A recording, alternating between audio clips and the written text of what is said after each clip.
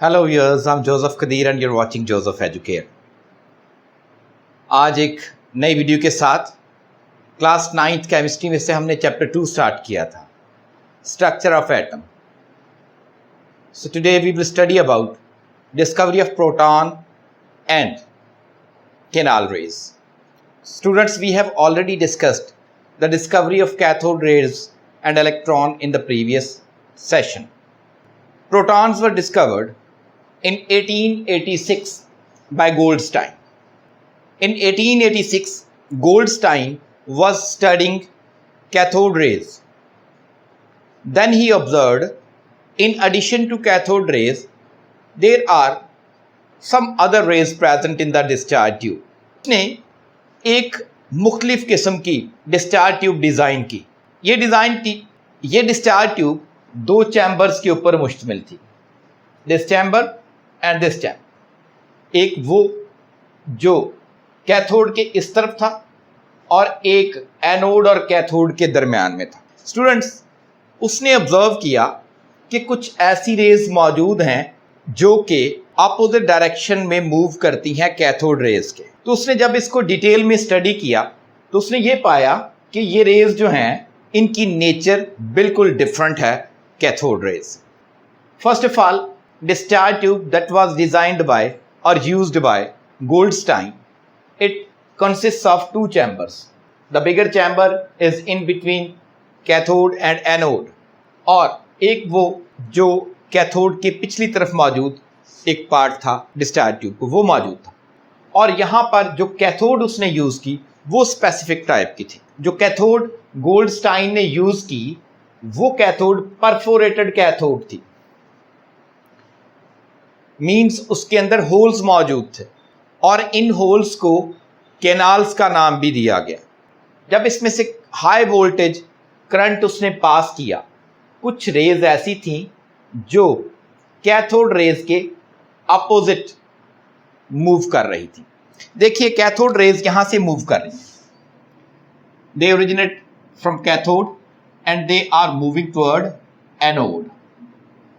लेकिन उसने पाया कि कुछ ऐसी रेज मौजूद हैं जो कैथोड की डायरेक्शन की अपोजिट डायरेक्शन में मूव कर रही हैं, और फिर वो इन होल्स के अंदर से मूव करती हुई जब इस वॉल के साथ जाकर टकराई तो यहां पर लुमिनस प्रोड्यूस हुआ, मींस यहां पे लाइट प्रोड्यूस। तो उसने इसकी नेचर को स्टडी करने का फैसला किया। स्टूडेंट्स, जब उसने इसकी नेचर को स्टडी किया तो वो प्रॉपर्टीज जो उसने स्टडी की आज हम उनके बारे में भी पढ़ेंगे। Direction, these rays travel in straight lines opposite to the direction of cathode rays.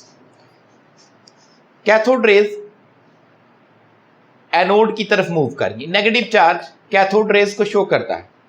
Cathode rays cathode से एनोड की तरफ मूव कर रही हैं in straight lines.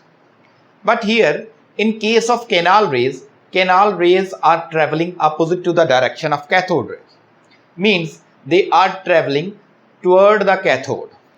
Next property, nature of charge, either they are negatively charge और positively charge rays. Goldstein ने electromagnetic plates यहां पे सेट की, here negative and here positive. तो स्टूडेंट्स, ये जो रेज थी ये डिफ्लेक्ट हुई नेगेटिव प्लेट की तरफ। इधर भी एक प्लेट रख दी गई, इधर भी एक प्लेट रख दी गई। ये जो प्लेट थी ये पॉजिटिव चार्जेस को कैरी करती थी, ये जो प्लेट थी ये नेगेटिव चार्जेस को कैरी करती थी। अब डिफ्लेक्शन जो है वो किस तरफ को होगी, तो उसने ये पाया कि ये रेज डिफ्लेक्ट होती हैं किस तरफ को, नेगेटिव प्लेट की तरफ, जो कि इस बात को शो करती थी कि ये पॉजिटिवली चार्ज पार्टिकल्स हैं या पॉजिटिवली चार्ज रेज हैं। The deflection of electric and magnetic field proved that they are positively charge particles और positively charge rays. The next property, nature of canal rays.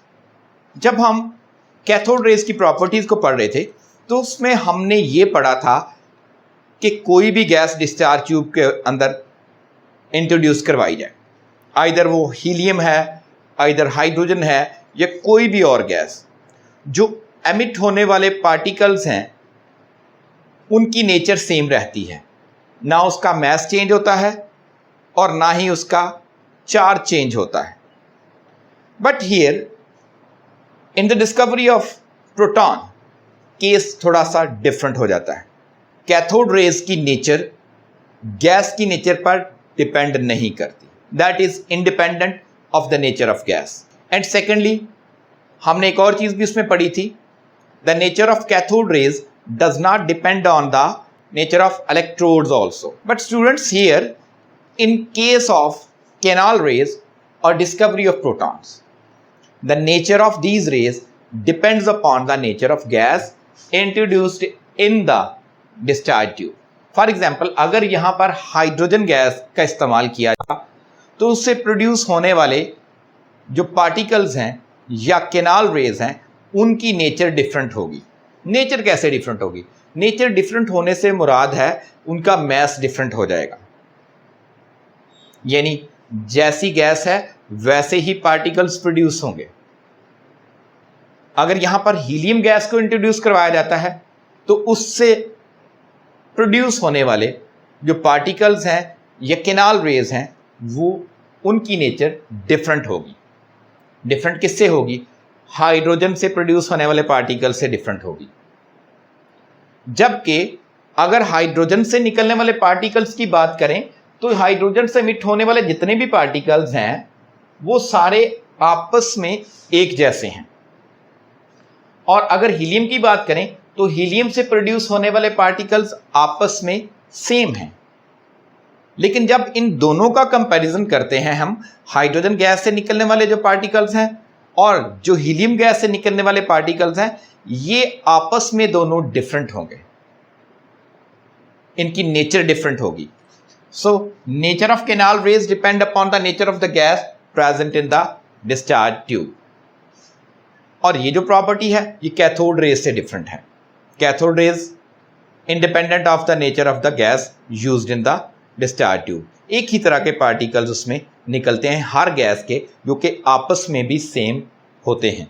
Production of canal raise. अब student सवाल ये पैदा होता है कि ये जो रेज हैं ये कैसे प्रोड्यूस हैं।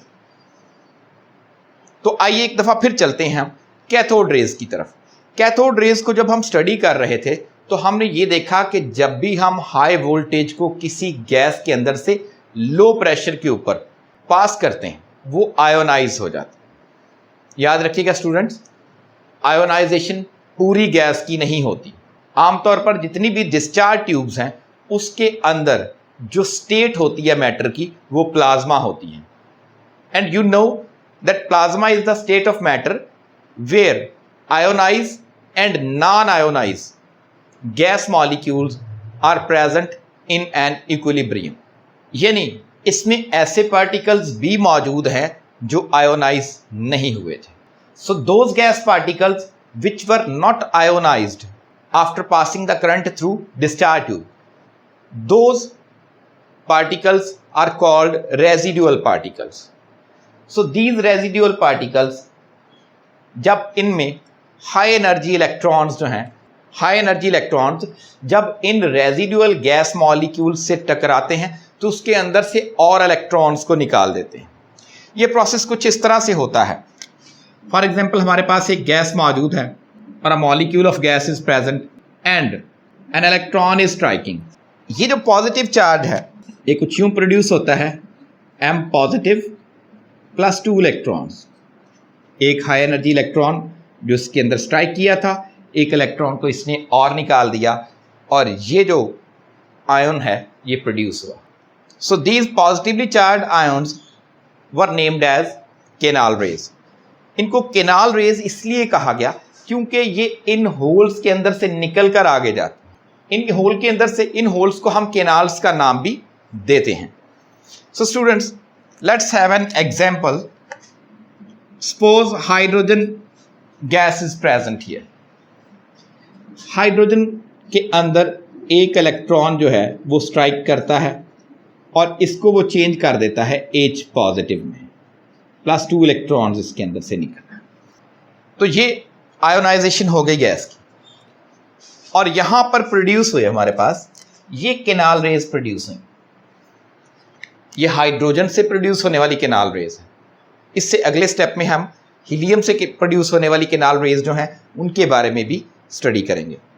तो इसका मतलब ये हुआ कि जो रेजिडुअल गैस मॉलिक्यूल्स हैं, जब उसके साथ हाई एनर्जी इलेक्ट्रॉन स्ट्राइक करते हैं तो वो जो मॉलिक्यूल्स हैं या वो जो एटम्स हैं वो चेंज हो जाते हैं किसमें?